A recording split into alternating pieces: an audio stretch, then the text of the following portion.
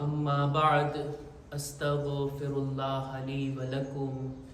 તમામ તારીફ અને હમદો સનાને લાયક એ પાક પરવરદિગાર છે કે જે આપણા દરેક કામોને જોઈ રહ્યો છે।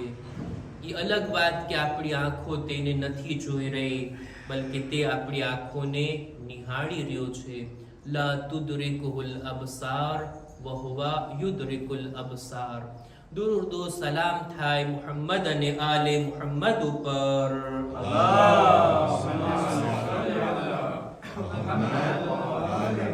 કે ખુદાએ એમને અઝીમ મર્તબા, અઝીમ દરજાઓ અતા કર્યા છે, જેમાંથી એક દરજો આ છે કે તેઓ આપણા આમાલના ગવાહ છે।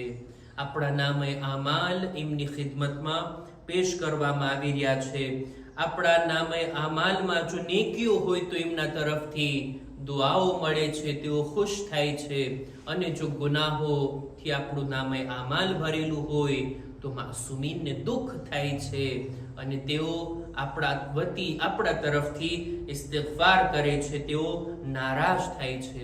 ખુતબાની શરૂઆતમાં પોતાની જાતને અને ત્યારબાદ આપ તમામ મુમિનીનને તકવા, પરહેઝગારી, ગુનાહોથી બચવા, નેક અને દીનદાર બનવાની ભલામણ કરું છું।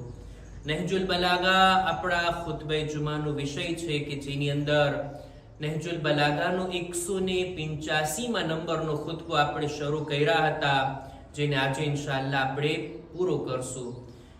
આ ખુતબાની અંદર મૌલા ખુદાના સિફાત, ખુદાની જુદી જુદી અલગ સિફતોનું બયાન, ખુદાની તૌહીદને સાબિત કરતી વાતો, રસૂલે ખુદાના આવવાનો મકસદ, એમના રિસાલતની ગવાહી, એમણે કરેલા જે કામો, એ બધું યાદ કરીને રસૂલ ઉપર દુરૂદો સલામ મોકલીને ત્યારબાદ ખુદાની ઓળખાણ તરફ મૌલા આપણને દોરીને લઈ જાય છે। અને એના માટેનો એક તરીકો ઇમામ આ ખુતબામાં બયાન કર્યા, તે આ કે અલ્લાહની મખલૂકને જુઓ અને એના ખાલિકને સમજો। ખુદાની અઝમતને સમજવા માટે, એની બુઝુર્ગી, એના ઇલ્મ, હિકમત અને કુદરતને ઓળખવા માટે એક નાનામાં નાની મખલૂક પણ કાફી છે। આ ખુતબામાં ઇમામ એક એવી મખલૂક કે જેના તરફ આપણું ધ્યાન પણ નથી જાતું, જેમ કે કીડી, ગ્રાસહોપર અને આવી બધી ચીજો પર ઇમામ ધ્યાન દોરવે છે કે તમે આને ધ્યાનથી જુઓ તો ખરા, એની બનાવટને તો તમે જુઓ, કેવી રીતના ખુદાએ એને હાથ અને પગ આપ્યા, કેવી રીતના એ પોતાની રોજીની તલાશમાં નીકળે, કેવી રીતના પોતાનું ઘર બનાવે, કેવી રીતના પોતાની રોજીને તે સાચવીને પોતાના ઘર સુધી લઈ જાય અને સ્ટોક કરે। આ બધી બાબતોમાં અલ્લાહની નિશાની છે। પાક અને પાકીઝા છે પરવરદિગાર કે જેણે આવી મખલુકાતને પેદા કર્યો, અને ખુદાની નજરમાં નાની મખલુક હોય કે મોટી, ભારી હોય કે હલકી, આ બધું એક સમાન છે। ખુદાના કુદરતની સામે આ બધું એક સરખું છે। એ વાત પણ મૌલા આ ખુતબામાં બયાન કર્યા, અને વાત આવી થી આ ખુતબાના અંતમાં પક્ષીઓની ઉવાજો, આ બર્ડ કે જે હવામાં ઉડતા હોય ને, ઇમામ એના ઉપર આપણું ધ્યાન દોરવે છે। આ ખુતબાના અંતમાં મૌલા ફરમાવે છે કે ફતૈરુ મુસખ્ખરતુન લિઅમ્રિહ, આ આસમાનમાં ઉડતા પક્ષીઓ એ અલ્લાહના હુકમના તાબે છે। એની સામે ક્યારેક જુઓ, એની બનાવટની તરફ વિચાર કરો, ધ્યાનપૂર્વક જુઓ।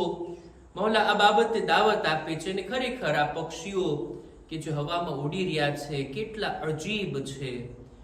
સામાન્ય રીતે જમીન એની ગ્રેવિટીના લીધે બધી ચીજોને પોતાની તરફ ખેંચે, પણ આ પક્ષીઓ એટલું બળ એમાં છે કે એ આસમાનમાં ઉડી શકે, ગ્રેવિટીની મુખાલિફ, એના વિરોધી દિશામાં એ પરવાસ કરી શકે, અને કેટલી ઝડપથી। અમુક પક્ષીઓ એટલી ઝડપથી ઉડતા હોય, થોડીક વારમાં કેટલે દૂર સુધી પહોંચી જતા હોય, કેટલા ઊંચા ઉડતા હોય, અને અજીબ છે એ લોકોનો ખોરાક પોતે આસમાનમાં ઉડે છે, ક્યારેક એમનો ખોરાક જમીન પર હોય, ક્યારેક પાણીની અંદર હોય। અને આ રીતના ખુદાએ પક્ષીઓને બનાવ્યા, ખરેખર ખુદાના હુકમના તાબે છે, અને ખુદા આ બધા પક્ષીઓની બધી બાબતોને જાણે છે। અમુકનું એક્ઝામ્પલ આપતા ઇમામ આગળ ફરમાવે છે કે અહસા અદદ રીશ મિનહા વન નફસ, એક પક્ષીના ઉપર એના બદનમાં જેટલા પીંછા અને પાંખ છે ને, ખુદા એની સંખ્યાને જાણે છે. એક પક્ષી કેટલી વખત શ્વાસ લે છે ને, એની ગણતરી ખુદાની પાસે છે. આ બાબત ઉપર પણ તવજ્જો રાખવી જોઈએ. ખુદાએ આટલી નાની એવી ચકલીથી લઈ મોટા મોટા પક્ષીઓને બનાવ્યા, એના બારામાં બધું ખુદા જાણે છે.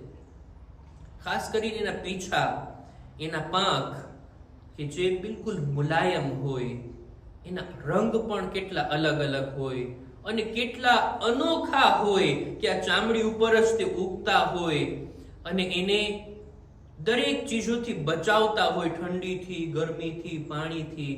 અને આ પંખ એવા હોય એના પાંખ કે એકાદું ખરી જાય ને તો બીજું એની જગ્યાએ ઉગી નીકળે, એ પણ એના જેવું જ હોય, એની જગ્યાને લઈ લે. ખુદા આ બધા પાંખની સંખ્યાને જાણે છે. આ પક્ષીઓના શ્વાસ લેવાને ખુદા જાણે છે. વઅરસા કવાઇમિહા અલન નદા વલ યબસ. ખુદાએ દરેક પક્ષીને એવા પગ આપ્યા ને કે જે એના ખિલકત અને બનાવટને અનુરૂપ હોય. અમુક પક્ષીઓ એવા હોય કે જે પોતાનો ખોરાક જમીન પરથી મેળવતા હોય, એના પગ ટૂંકા હોય અને મજબૂત હોય. પણ અમુક પક્ષીઓ એવા હોય કે જેનો ખોરાક પાણીની અંદર હોય, એના પગ લાંબા હોય, એ પાણીની અંદર આરામથી ચાલી શકે અને પોતાનો ખોરાક મેળવી શકે. ખુદાએ આ રીતના એ લોકોના પગ બનાવ્યા છે કે પાણીમાં અને જમીનમાં તેઓ ચાલી શકે, ઉભા રહી શકે અને પોતાના ખોરાકને મેળવી શકે. વકદ્દર અકવાતહા વઅહસા અજનાસહા. ખુદાએ દરેક પક્ષીના ખોરાકનો બંદોબસ્ત કર્યો છે. દરેક પક્ષીને અનુરૂપ જે પક્ષીને જે દાણા સરખાઈ આવતા હોય, એના નેચર પ્રમાણે હોય, ખુદાએ દરેકને એવો ખોરાક અતા કર્યો છે. દરેકને મુનાસિબ ગઝા ખુદાએ પૂરી પાડી છે. અને આટલું જ નહીં, દરેકને અલગ અલગ શક્લો સુરતમાં ખુદાએ બનાવ્યા છે. આ પક્ષીઓ કેટલી જાતિ છે પક્ષીઓની, નાના નાના પક્ષીઓથી લઈને મોટા મોટા પક્ષીઓ સુધી કેટલી જાતિઓ છે. આ બધા જાતને ખુદાએ પેદા કર્યા. બધાને અલગ અલગ કંઈક ને કંઈક વિશેષતા અતા કરી છે. ફહાઝા ગુરાબુન વહાઝા ઉકાબ. કોઈને કાગડો બનાવ્યો છે તો કોઈને બાઝ બનાવ્યું છે. વહાઝા હમામુન વહાઝા નઆમ. કોઈ કબૂતર છે ને કોઈ શુતુરમુર્ગ છે. બધા પક્ષી જ છે, પણ બધાની બનાવટ, બધાની રચના અલગ અલગ છે. વઅન્શઅ. અને આ રીતના ઇમામ એક એક પક્ષીઓના બારામાં વિચાર કરવા તરફ આપણને દાવત આપે છે. એની બનાવટ, એની જાતિ, એનો ખોરાક, એના પગ, એના પાંખ, આ બધું. અને ત્યારબાદ આગળ ઇમામ કહે છે કે ખુદાએ કેવી રીતના આ લોકોને અલગ અલગ બનાવ્યા છે. વદઅ કુલ્લ તાઇરિન બિસ્મિહ વકફલ લહુ બિરિઝ્કિહ. દરેક પક્ષી એકબીજાથી અલગ દેખાય. જે ખૂબી અને ખાસિયત તો ચકલીમાં છે, કબૂતરમાં નથી. જે કબૂતરમાં છે કાગડામાં નથી. જે કાગડામાં છે મોરમાં નથી. જે મોરમાં છે બીજામાં નથી. બધાની અલગ અલગ ખાસિયતો, બધાની અલગ અલગ વિશેષતા કે એક ઉપર જો આપણે સ્ટડી કરીએ ને તો કેટલી અજીબ બાબતો આપણી નજરોની સામે આવે.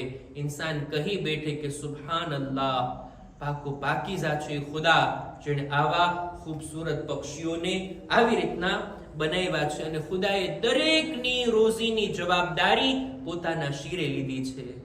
દરેક પક્ષીના ખોરાકને ખુદા આપે છે. એનું રિસ્ક ખુદાએ અલગ અલગ જગ્યાઓ પર રાખ્યું છે અને આ જવાબદારી પોતાના શિરે લીધી. પક્ષીઓની વાત કર્યા બાદ હવે ઇમામ આ ખુતબાના છેલ્લા જુમલાની અંદર વાદળના બારામાં, આ વાદળ, આ ન્યુઆજ કે જે આસમાનની અંદર આપણને દેખાતા હોય, આ વાદળના ઉપર પણ તવજ્જો આપવા વિશે ઇમામ બયાન કરે છે કે તમે જુઓ તો ખરા વાદળ કે જે આસમાનથી પાણી વરસાવે છે, પાણી વરસવાનું કારણ બને છે. ખુદાવંદે આલમે આ કેવી રીતના અજીબ આ વાદળને બનાવ્યા છે.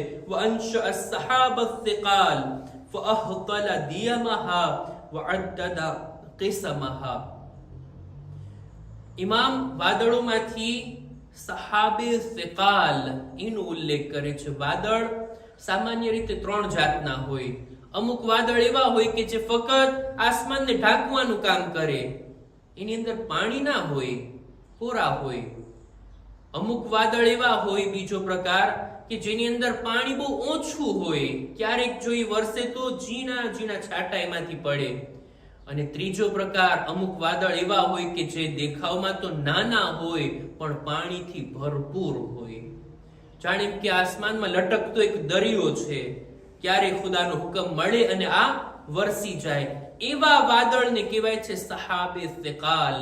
કુરાન મજીદમાં ખુદાવંદ આલમે સૂરે આરાફની 57મી આયતમાં આવા વાદળનો ઉલ્લેખ કર્યો છે. ખુદાવંદ આલમ ફરમાવે છે કે વહુવલ્લઝી યુરસિલુ રિયાહ બુશરમ બૈન યદય રહમતિહ.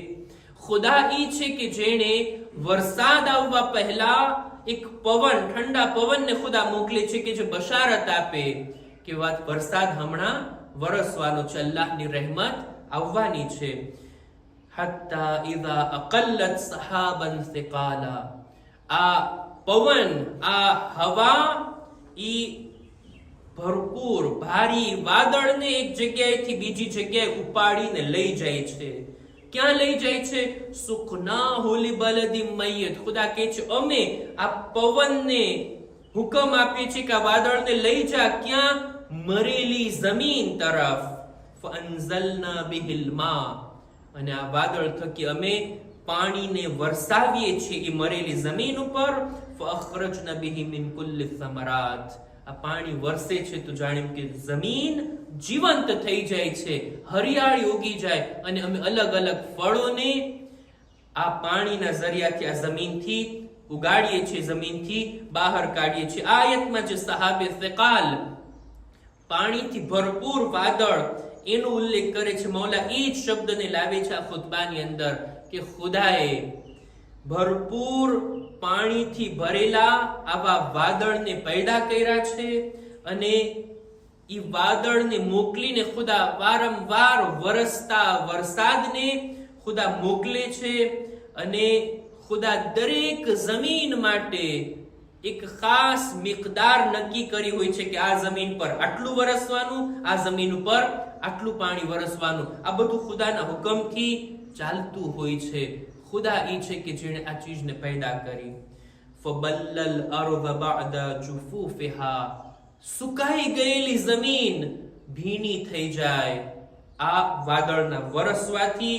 વઅખરજા નબતહા બઅદા જુફૂફિહા. અને ખુદા આ સુકાયેલી જમીન કે જેના ઝાડ પાન બધા બળી ગયા છે, ખુદા ફરી પાછો એને હરિયાળીથી ભરી દે છે અને નવા નવા ઘાસ, નવા નવા ફળ અને ફ્રૂટ આપણા માટે ખુદા પેદા કરે છે. આ વાદળ પણ અલ્લાહની નિશાની છે. ક્યારેક એના તરફ પણ તવજ્જો કરીએ ને. ખુદાવંદ આલમે કેવો બંદોબસ્ત કર્યો છે આ જમીનને હરિયાળીથી ભરવા માટેનો. આપણા માટે ફળ અને ફ્રૂટને આ જમીનમાંથી કાઢવા માટે આ પાણી અને આ વરસાદ બહુ જરૂરી છે. પણ ખુદાએ આ રીતના બંદોબસ્ત કરી અને આ વાદળ વડે આપણને સેરાબ કર્યા છે. આ રીતના એવી એવી બાબતોને ઇમામ બયાન કર્યા કે જેના તરફ મામૂલન આપણી તવજ્જો ના હોય, પણ ઇમામ કહે છે જો એના ઉપર ધ્યાનથી જોશો ને તો ખુદાની મારિફત વધશે. આ બાબતો તરફ વિચારથી, ફિક્રની સાથે નિગાહ કરશો ને તો આપોઆપ ખુદાની મારિફતમાં વધારો થશે. આ સાથે આપણે આ 185માં નંબરના ખુતબા નહજુલ બલાગાને આપણે પૂરો કર્યા. ખુદા ઇન્શાઅલ્લાહ આની અંદર બયાન થયેલી બાબતો પર વિચાર કરવાની બોલનાર સાંભળનારને નેક તૌફીક અતા ફરમાવે. ખુતબાના અંતમાં અહેકામ અને મસાઇલની અંદર આપણી ચર્ચા હતી તસ્બીહાતે અરબાના બારામાં. ત્રીજી અને ચોથી રકાતની અંદર આપણે યા તો અલહમ્દનો સૂરો પડીએ ખાલી અથવા તો તસ્બીહાતે અરબા પડીએ. એક ફેરે કહેવું વાજિબ છે અને 3 વખત પડે તો ઈ બહેતર છે કે ઇન્સાન 3 વખત તસ્બીહાતે અરબાને પડે. તસ્બીહાતે અરબાની અંદર જો આપણે 3 ફેરે પડતા હોય અને આપણને ક્યારેક ગણતરીના બારામાં શક થાય કે હું 1 ફેરે પડ્યો કે 2 વખત, 2 વખત પડ્યો કે 3 વખત, 3 વખત પડ્યું કે 4 વખત, આપણને શક થાય. તો એવા મોકા ઉપર આપણે શું કરવું? તો એના મસલાની અંદર આપણને કહેવામાં આવે છે કે નાની સંખ્યાને આપણે ધારી લેવાની, માની લેવાની. દાખલા તરીકે હું 1 વખત પડ્યો છું કે 2 વખત, આપણે એમ માનવાનું કે 1 વખત જ પડ્યો છું, એટલે હવે બીજી વાર અને ત્રીજી વાર મારે પડી લેવાનું. તસ્બીહાતે અરબા. તસ્બીહાતે અરબા એટલે સુબહાનલ્લાહી વલહમદુલિલ્લાહી વલા ઇલાહા ઇલ્લલ્લાહ વલ્લાહુ અકબર, જે ત્રીજી અને ચોથી રકાતમાં આપણે પડતા હોય. કોઈને એમ શક થાય કે 2 વખત પડ્યો છું કે 3 વખત, તો આ મોકા ઉપર આપણે નાની સંખ્યા એટલે 2 ને માની લેવાના કે 2 વખત તો પડ્યો છું શ્યોર, ત્રીજી વખત પડી લઉં. 3 વખત પડ્યું છું કે 4 વખત, આ મોકા ઉપર આપણે એમ સમજવાનું 3 વખત પડ્યું છે અને ઈ થઈ ગયું. અલ્લાહુ અકબર કહીને આપણે રૂકુની અંદર. તો આ રીતના જ્યારે પણ શક થાય ત્યારે નાની સંખ્યાને માનવાની અને ત્યારબાદ આપણા કામને આગળ વધારવાનું. અને મુસ્તાહબ છે કે જ્યારે 3 વખત તસ્બીહાતે અરબા આપણે કહીએ ત્યારબાદ ઇસ્તિગફાર કરીએ અને આ રીતના કહીએ અસ્તગફિરુલ્લાહ રબ્બી વ અતૂબુ ઇલૈહ. આ કહેવું મુસ્તાહબ છે. અથવા તો કહી શકાય અલ્લાહુમ્મા ગફિરલી, આ શબ્દને પણ ઉપયોગમાં લાવી શકાય. આ મુસ્તાહબ છે તસ્બીહાતે અરબા બાદ કહેવા માટે. અને અંતમાં અય્યામે અઝા પૂરા થઈ રહ્યા છે. અય્યામે અઝાનો આ છેલ્લો જુમા, અને બસ હવે અમુક દિવસોની અંદર એ અઝાદારી કે જેની શરૂઆત આપણે પહેલી મુહર્રમ થી કર્યા હતા, ઈ ગમના દિવસો પૂરા થઈ રહ્યા છે. ખુદાની બારગાહમાં આપણે આ દિલગીરીના અહેસાસની સાથે કે જેવો હક હતો એવી અઝાદારી અમુક કરી ના શક્યા. ખુદાએ અમારી આઝાદારી, માતમદારી મજલિસોને ઇમામે હુસૈનના ઝાકિરની, ઇમામના ઝાઇરની, ઇમામના આઝાદારની જે કંઈ અમુક ખિદમતો કર્યા, ખુદાએ તારી બારગાહમાં કબૂલ ફરમા. અને આવતા વર્ષે પણ બહેતર તરીકાથી અઝાદારીની અમોને નેક તૌફીક નસીબ ફરમા. ખુદાયા અમારા મા બાપના ગુનાહોને માફ કર, અમારી ઔલાદને નેક તૌફીક અતા કર. દરેક મુમિનીન મુમિનાતની જાન, માલ, ઇઝ્ઝત, આબરૂની હિફાજત ફરમા. ખુદાયા જો બીમાર છે શિફા અને તંદુરસ્તી અતા કર. ઝમાનાના ઇમામના ઝુહુરમાં તાજીલ ફરમા. અમારો શુમાર ઇમના સાથીઓમાં કર. રબ્બના તaqabbal મિન્ના ઇન્નકા અંતસ સમીઉલ અલીમ.